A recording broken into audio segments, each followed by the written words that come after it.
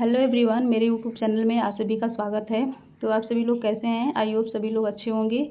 जैसा कि कल के वीडियो में मैंने रेस्पिरेशन के बारे में टॉप 50 MCQs कराया था, उसी प्रकार से मैं आज बीपी, पेन एंड SpO2 के टॉप 50 MCQs कराने वाली हूं, जिसमें क्वेश्चन का जो लेवल रहने वाला है वो ईजी टू मॉडरेट है।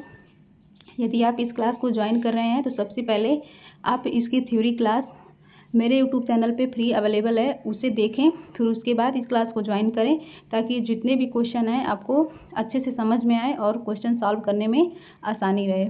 तो आज क्लास स्टार्ट करते हैं। आज की जो क्लास है वो क्लास नंबर 5 रहने वाली है। तो इसमें देखते हैं, चलिए स्टार्ट करते हैं बिना किसी देरी के। जिसमें फर्स्ट क्वेश्चन है हमारा, वयस्क व्यक्ति में सामान्य ब्लड प्रेशर लगभग कितना माना जाता है? ऑप्शन ए है 80/40 mmHg, ऑप्शन बी है 120/80 mmHg, ऑप्शन सी है 160/100 mmHg, ऑप्शन डी है 200/120 mmHg। देखिए ऑप्शन ए जो है ये हमारी बहुत लो बीपी है। ऑप्शन सी और डी दोनों ही हाइपरटेंशन की कंडीशन को दर्शा रहा है, जबकि यहाँ एडल्ट का नॉर्मल ब्लड प्रेशर पूछा गया है। तो हमारा करेक्ट आंसर आपका ऑप्शन नंबर बी हो जाएगा, जो कि 120/80 mmHg होती है।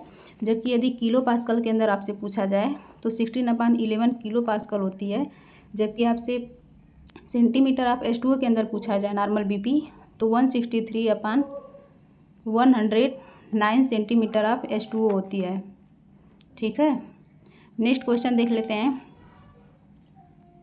बीपी मापने के लिए किस उपकरण का उपयोग किया जाता है? ऑप्शन ए है स्टेथोस्कोप, ऑप्शन बी है स्फैग्मोमैनोमीटर, ऑप्शन सी है पल्स ऑक्सीमीटर, ऑप्शन डी है थर्मामीटर।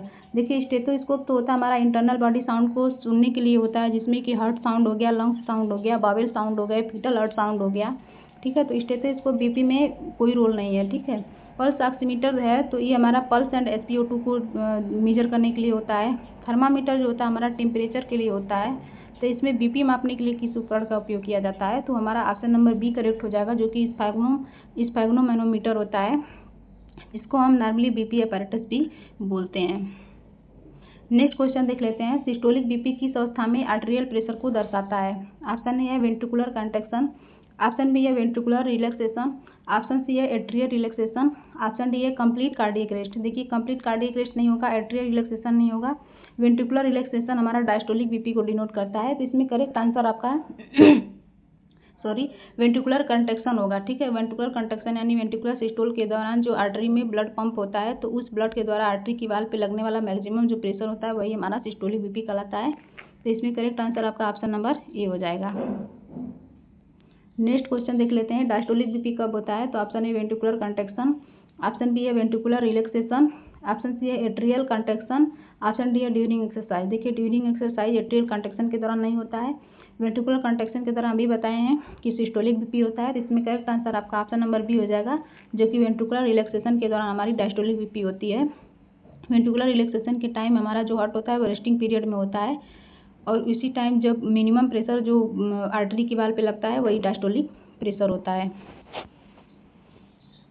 नेक्स्ट है बीपी की यूनिट क्या होती है? Option A centimetre H2O, option B है mmHg, ऑप्शन सी है milliequivalent per litre, option D है बीपीएम। बीपीएम नहीं होती, मिली इक्विवेलेंट पर लीटर नहीं होती है, सेंटीमीटर H2O नहीं होती है। ऑप्शन नंबर बी आपका करेक्ट हो जाएगा, जो कि mmHg होती है बीपी की यूनिट। नेक्स्ट है बीपी लेते समय पेशेंट की आर्म कैसी होनी चाहिए? ऑप्शन ए सिर से ऊपर, ऑप्शन बी हार्ट लेवल पे, ऑप्शन सी है कमर के नीचे, ऑप्शन डी है बिल्कुल सीधी नीचे। बिल्कुल सीधी नीचे नहीं होती है, कमर के नीचे भी नहीं होगा, ऑप्शन ए सिर के ऊपर भी नहीं होगा। करेक्ट आंसर इसमें ऑप्शन नंबर बी हो जाएगा, जो कि बीपी लेते समय पेशेंट की आर्म हमेशा हार्ट के लेवल पे होनी चाहिए। यदि एबव द हार्ट हुआ, बिलो द हार्ट हुआ, तो इसमें बीपी जो होती है पेशेंट की एरर आ जाती है। नेक्स्ट है बीपी कब बहुत छोटा होने पर बीपी रीडिंग कैसी आ सकती है? तो ऑप्शन ए है फाल्सली लो, ऑप्शन बी है फाल्सली हाई, ऑप्शन सी है हमेशा नॉर्मल, ऑप्शन डी है कोई प्रभाव नहीं। प्रभाव पड़ता है, हमेशा नॉर्मल, ये सब नॉर्मल नहीं होता है। फाल्सली लो नहीं आती है। आपकी जब बीपी कब स्टार्ट होता है तो उस कंडीशन में आपकी बीपी फाल्सली हाई आती है, जो कि करेक्ट आंसर आपका ऑप्शन नंबर बी हो जाएगा। इस बीपी एरर के बारे में मैंने थ्योरी क्लास में आपको बताया हुआ है, वहाँ पे आप इसका रेशनल जान सकते हैं। ठीक है, नेक्स्ट है हाइपरटेंशन का अर्थ है। Option A low BP, option B high BP, option C normal BP, option D irregular pulse. देखिए इरेगुलर पल्स नहीं होगा यहाँ पे, नॉर्मल बीपी को हम नॉर्मल बीपी भी नहीं होगा, हाइपरटेंशन नहीं बोलते हैं। ऑप्शन ए है लो बीपी, लो बीपी को हाइपरटेंशन नहीं बोला जाता है। करेक्ट आंसर आपका हाई बीपी हो जाएगा, जो कि हाइपरटेंशन को डिनोट करता है। ठीक है, नेक्स्ट है हाइपोटेंशन का अर्थ है लो बीपी, ऑप्शन बी है हाई बीपी, ऑप्शन सी है high pulse, option D high temperature. High temperature हमारा फीवर पैरेक्सिया हो जाएगा, हाई पल्स हमारा टैकी कार्डिया हो जाएगा, हाई बीपी हमारा हाइपरटेंशन हो जाएगा। नेक्स्ट इसमें करेक्ट आंसर आपका ऑप्शन नंबर हो जाएगा, जो कि हाइपोटेंशन लो बीपी को डिनोट करता है। हाइपो का मतलब होता है कम होना।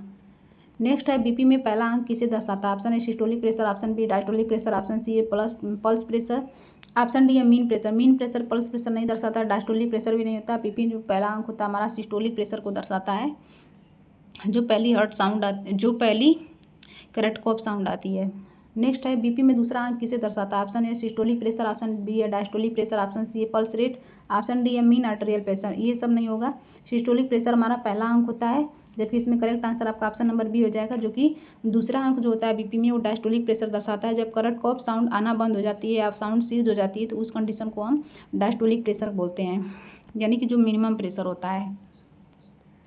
नेक्स्ट है पल्स प्रेशर का फार्मूला क्या है? ऑप्शन ए है diastolic BP minus systolic BP, option B है systolic BP minus diastolic BP, option C है systolic BP pulse plus diastolic BP, option D है systolic BP multiplied diastolic BP. तो ये नहीं होगा, पल्स प्लस नहीं होता है, यहाँ पे माइनस होता है, लेकिन सिस्टोलिक में से घटाते हैं। तो इसमें करेक्ट आंसर आपका ऑप्शन नंबर बी हो जाएगा, जो कि systolic BP minus diastolic BP, यही हमारा पल्स प्रेशर होता है। नेक्स्ट देख लेते हैं। नेक्स्ट क्वेश्चन है 120/80 mmHg में पल्स प्रेशर कितना होगा? ऑप्शन ए है 20 mmHg, ऑप्शन बी है 30 mmHg, ऑप्शन सी है 40 mmHg, ऑप्शन डी है 80 mmHg। तो 120/80 का है तो हम निकाल के बताते हैं। 120/80 mmHg है तो systolic BP minus diastolic BP बराबर पल्स प्रेशर होता है।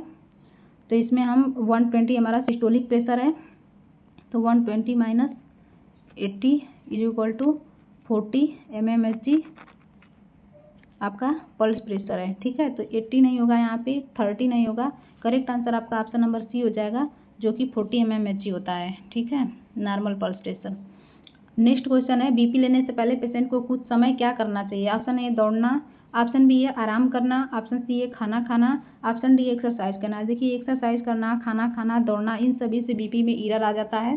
तो इसमें करेक्ट आंसर आपका है आराम करना, यानी कि रेस्ट करना। जब भी बीपी लेते समय बीपी लेने से पहले हम पेशेंट को 5 मिनट तक का रेस्ट देते हैं, ताकि वो अच्छी तरीके से रिलैक्स हो जाए, देन बीपी हम मेजर करते हैं। नेक्स्ट है बीपी मेजरमेंट के दौरान बात करने से रीडिंग पर क्या प्रभाव पड़ सकता है? ऑप्शन ए है कोई प्रभाव नहीं, ऑप्शन बी है बीपी बढ़ सकता है, ऑप्शन सी है बीपी हमेशा घटता है, ऑप्शन डी है पल्स बंद हो जाता है।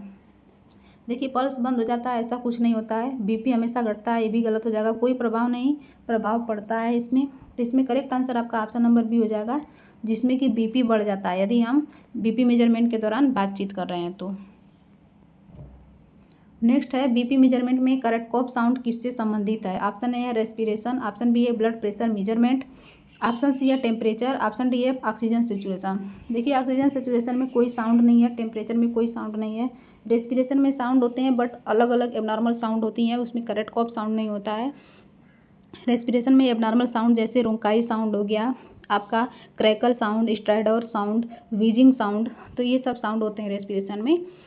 तो इसमें करेक्ट कॉप साउंड नहीं होता है, तो करेक्ट आंसर आपका इसमें ऑप्शन नंबर बी हो जाएगा। ब्लड प्रेशर मेजरमेंट के टाइम हमारी करेक्ट कॉप साउंड सुनाई देती है, जो कि पहली साउंड होती है, जो कि सिस्टोलिक बीपी को डिनोट करती है। नेक्स्ट क्वेश्चन है सिस्टोलिक बीपी समांतर किस करेक्ट कॉप फेज से पहचाना जाता है? ऑप्शन ए है फेज फर्स्ट, ऑप्शन बी है फेज सेकेंड, ऑप्शन सी है फेज फोर्थ, ऑप्शन डी है फेज 5।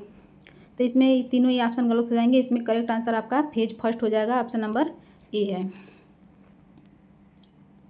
नेक्स्ट है डायस्टोलिक बीपी समांतर किस करेक्ट कॉप फेज पर लिखा जाता है? ऑप्शन ए है फेज फर्स्ट, ऑप्शन बी है फेज सेकेंड, ऑप्शन सी है फेज थर्ड, ऑप्शन डी है फेज 5।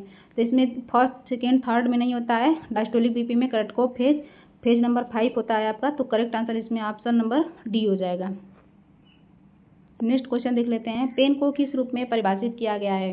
ऑप्शन ए है केवल फिजिकल सेंसेशन, ऑप्शन बी है unpleasant sensory and emotional experience, option C है केवल साइकोलॉजिकल प्रॉब्लम, ऑप्शन डी है केवल टिश्यू इंजरी केवल नहीं होता है इसमें पेन, साइकोलॉजिकल प्रॉब्लम भी नहीं होती है पेन, केवल फिजिकल सेंसेशन भी नहीं होता है। इसमें करेक्ट आंसर आपका ऑप्शन नंबर बी हो जाएगा, जो कि unpleasant sensory and emotional experience होता है, उस वजह से उसको हम पेन बोलते हैं। यानी कि अनप्लीजेंट जो कि हमें दर्द कराता है, यानी कि अनप्लीजेंट का मतलब होता है जैसे कि बिना जिसमें हमें अच्छा नहीं लगता है, ठीक है। पेन होता है तो किसी को अच्छा थोड़ी लगता है, तो इस वजह से उसे हम पेन कहते हैं।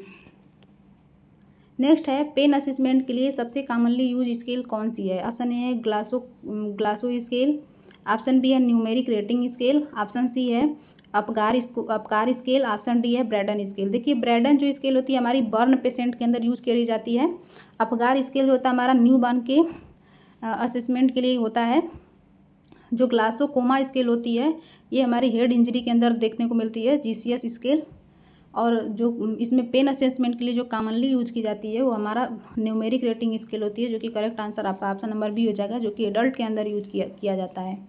नेक्स्ट है, न्यूमेरिक पेन स्केल सामान्यतः किस रेंज में होती है? ऑप्शन ए है 0 to 5, ऑप्शन बी है 0 to 10, ऑप्शन सी है 1 to 20, ऑप्शन डी है 10 to 100। देखिए 10 to 100, 120, 0 to 5 नहीं होता है। न्यूमेरिक पेन स्केल का जो रेटिंग होती है वो हमारे 0 to 10 होती है, जिसमें 0, 2, 4, 6, 8, 10 होती है, जिसमें 6 फेसेस होते हैं, जो कि हमारे फेशियल एक्सपीरियंस के हिसाब से पेन के कंडीशन का असेसमेंट किया जाता है।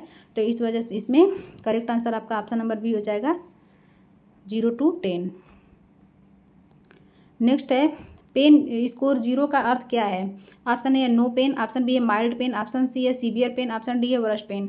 इसमें जो पेन स्कोर 0 होता है ना, तो वो कंडीशन जो होती है नो पेन को डिनोट करती है। तो इस वजह से करेक्ट आंसर आपका ऑप्शन नंबर ए हो जाएगा।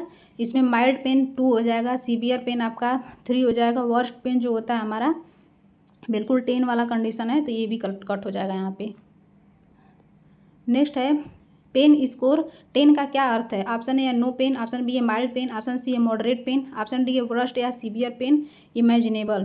तो इसमें तीनों ऑप्शन कट हो जाएंगे। 10 का अर्थ है कि वर्स्ट या सीवियर पेन इमेजिनेबल, यानी कि इतना आसानी दर्द होना कि इसको व्यक्ति सहन नहीं कर पाता है, उस कंडीशन में हम जो पेन रेटिंग स्केल होता है उसका नंबर 10 रहता है, ठीक। नेक्स्ट है, एक्यूट पेन सामान्यतः कितने समय के लिए होता है? ऑप्शन ए है कुछ केवल वर्षों तक, ऑप्शन बी है शॉर्ट ड्यूरेशन, ऑप्शन सी है हमेशा लाइफ लॉन्ग, ऑप्शन डी है केवल रात में।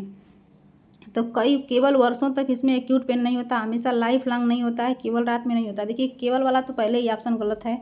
हमेशा लाइफ लॉन्ग जो होता है हमारा ये क्रोनिक पेन के अंदर आता है, जो कि लाइफ लॉन्ग ड्यूरेशन तक चलता है। जो एक्यूट पेन होता है हमारा शॉर्ट ड्यूरेशन तक चलने वाला होता है, जो कि सीवियर होता है, बट हमारा शॉर्ट ड्यूरेशन यानी कि बहुत तेज होता है लेकिन कम समय के लिए होता है, ठीक, और सीवियर भी होता है। तो इसमें करेक्ट आंसर आपका ऑप्शन नंबर बी हो जाएगा, सडन होता है, ठीक है। नेक्स्ट है, क्रोनिक पेन किस प्रकार का पेन है? ऑप्शन ए है केवल कुछ सेकेंड, ऑप्शन बी है केवल इंजरी के टाइम, ऑप्शन सी है लंबे समय तक रहने वाला पेन, ऑप्शन डी है केवल फीवर में होने वाला पेन।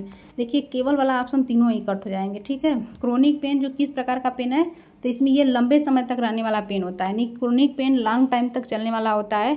ये हमारा जो इसकी सीवियरिटी जो होती है वो हमारी थोड़ी कम होती है, लेकिन ये लंबे समय तक चलता है, ठीक है। तो करेक्ट आंसर आपका ऑप्शन नंबर सी हो जाएगा। नेक्स्ट क्वेश्चन देख लेते हैं, पेन असेसमेंट में PQRST में P किसे दर्शाता है? तो ऑप्शन नंबर ए है प्रोवेकेशन या पैलिएशन, ऑप्शन बी है पल्स, ऑप्शन सी है प्रेशर, ऑप्शन डी है पोजीशन ओनली। तो इसमें करेक्ट आंसर आपका ऑप्शन नंबर ए हो जाएगा, जो कि पेन में PQRST में प्रोवेकेशन को P डिनोट करता है, ठीक है। तो करेक्ट आंसर आपका ऑप्शन नंबर ए हो जाएगा। नेक्स्ट है, PQRST में Q किसे दर्शाता है? तो ऑप्शन ए है क्वांटिटी, ऑप्शन बी है क्वालिटी, ऑप्शन सी है क्वेश्चन, ऑप्शन डी है वीकनेस।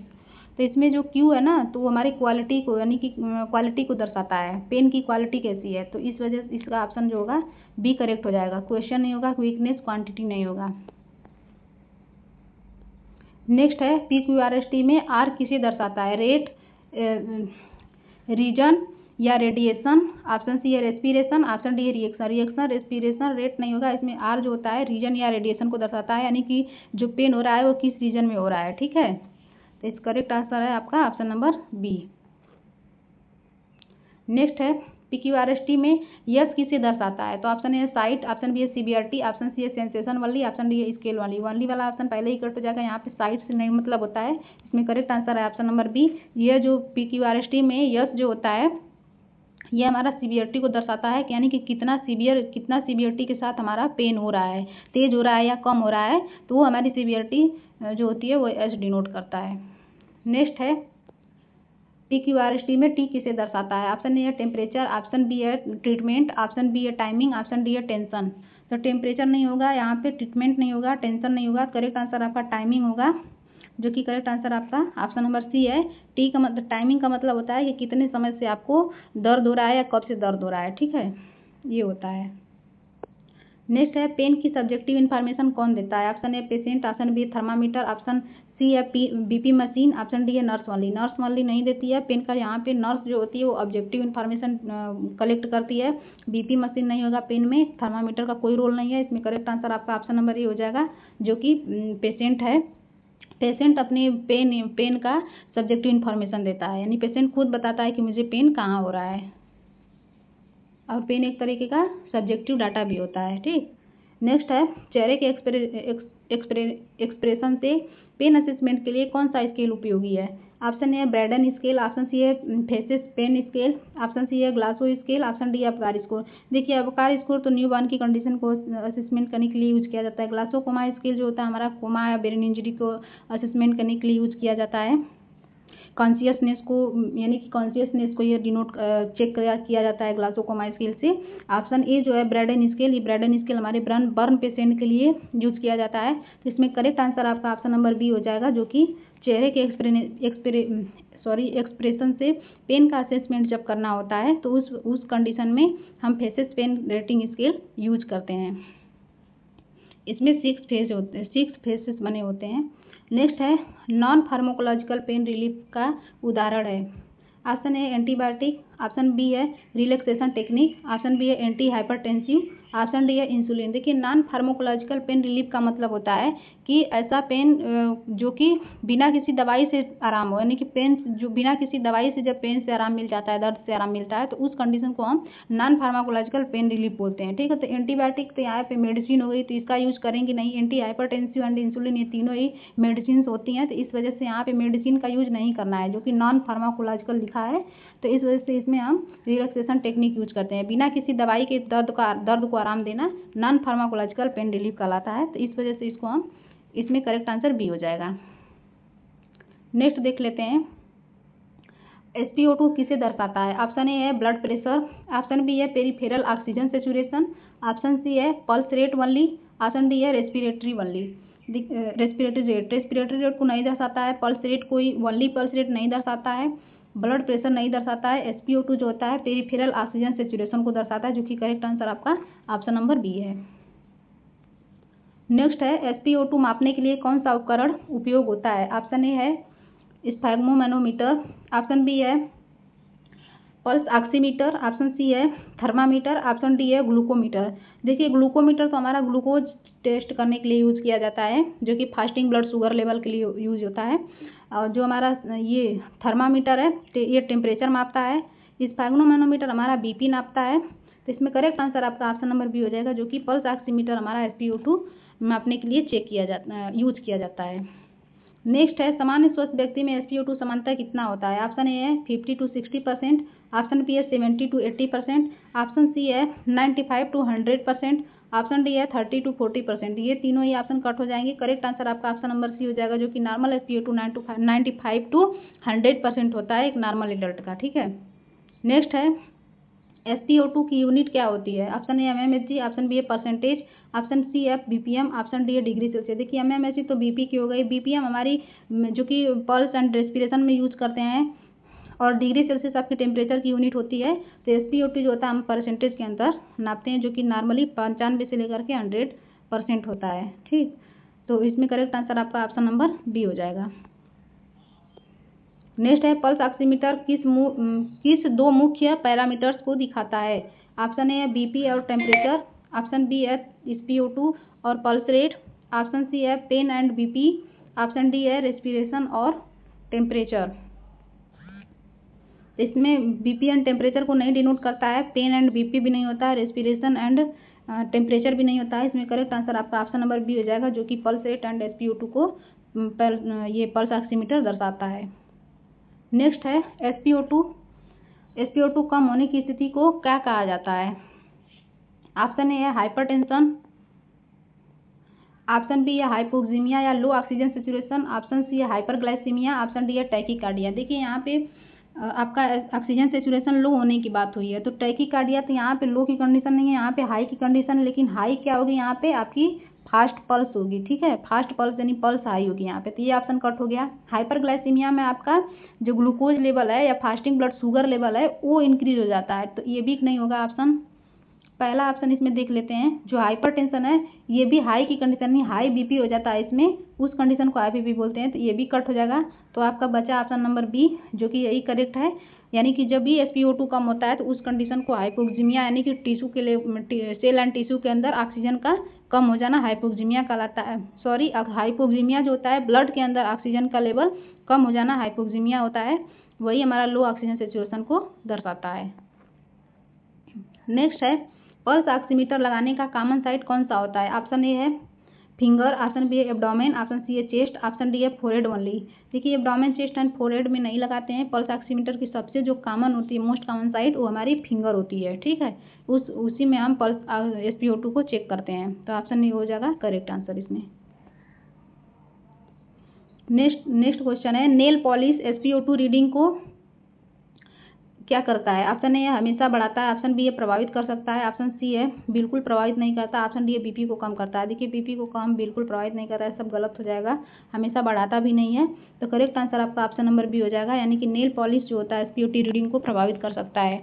यानी कि जब भी हम SpO2 मेजर करने जाते हैं तो जो हम पल्स ऑक्सीमीटर लगाते हैं तो फिंगर के अंदर लगाते हैं, उसमें से हम नेल पॉलिश को रिमूव कर देते हैं, ताकि नेल से हम उसमें ऑक्सीजन सेचुरेशन या पेरिफेरल ऑक्सीजन जो हमारा सेचुरेशन है उसको हम देख सकें नेल के माध्यम से, ठीक है, कि कहीं ऑक्सीजन की कमी तो नहीं हो रही है।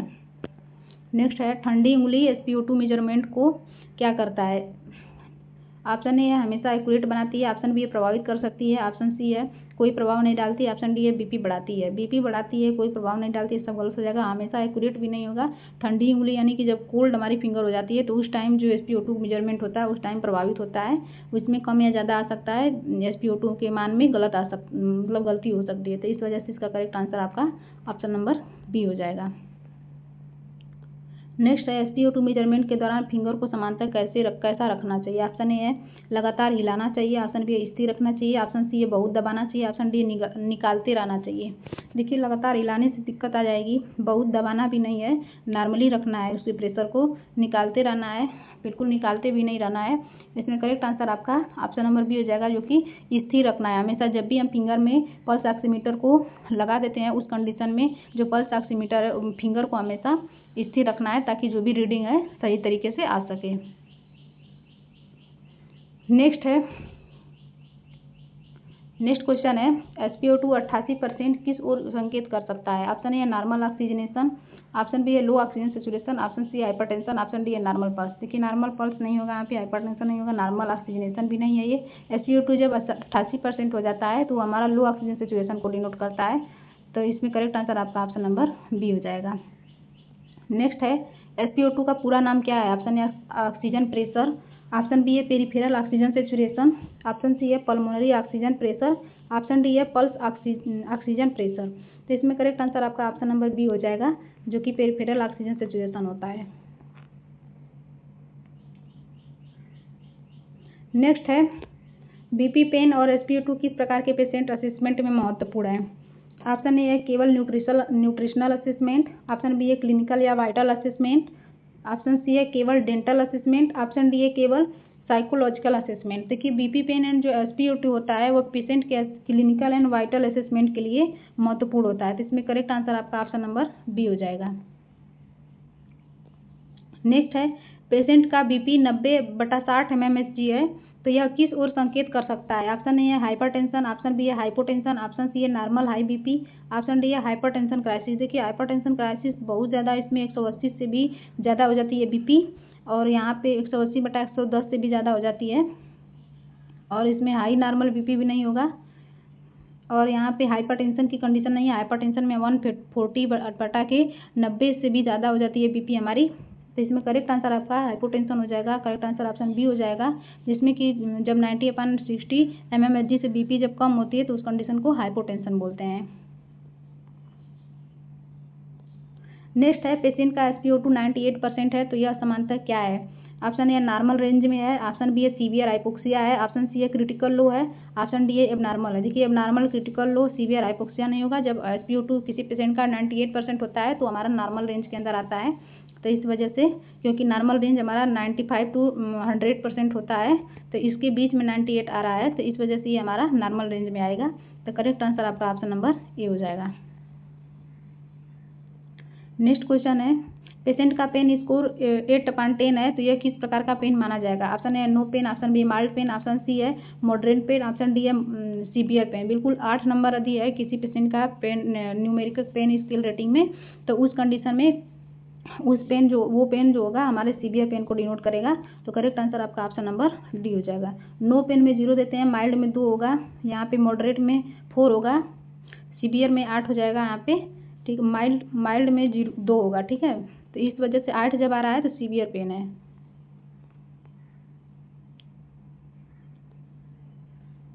नेक्स्ट है क्वेश्चन, एक नर्स को बीपी, पेन और SpO2 में एबनॉर्मल फाइंडिंग मिलने पर सबसे पहले क्या करना चाहिए? ऑप्शन ए इग्नोर करना, ऑप्शन बी है बिना असेसमेंट के डिस्चार्ज करना, ऑप्शन सी है पेशेंट को पुनः असेसमेंट करके उचित क्लिनिकल एक्शन लेना, ऑप्शन डी है रिकॉर्ड ना करना। देखिए इग्नोर तो नहीं कर सकते हैं, और यहाँ बिना असेसमेंट के डिस्चार्ज भी नहीं कर देंगे एबनॉर्मल फाइंडिंग में, क्योंकि पेशेंट की कंडीशन और ज़्यादा क्रिटिकल हो सकती है। तो रिकॉर्ड ना करना, बिल्कुल रिकॉर्ड करना है, ठीक है। करेक्ट आंसर आपका ऑप्शन नंबर सी हो जाएगा। पेशेंट का पुनः असेसमेंट करना और उसके बाद उचित क्लिनिकल एक्शन लेना, यही नर्स का रोल है जब एबनॉर्मल फाइंडिंग आ रही है। तो ये हमारे टॉप 50 MCQs कंप्लीट हो गए हैं बीपी, पेन एंड SpO2 का। तो आप इस क्लास को पूरा देखें, सभी क्वेश्चन को अच्छे से अटेम्प्ट करें। यदि ये क्लास अच्छी लग रही है आपको तो क्लास को लाइक करें एंड शेयर करें अपने दोस्तों के साथ। आप हमारे चैनल पे नए हैं तो आप चैनल को सब्सक्राइब भी कर सकते हैं। वीडियो देखने के लिए आपका धन्यवाद।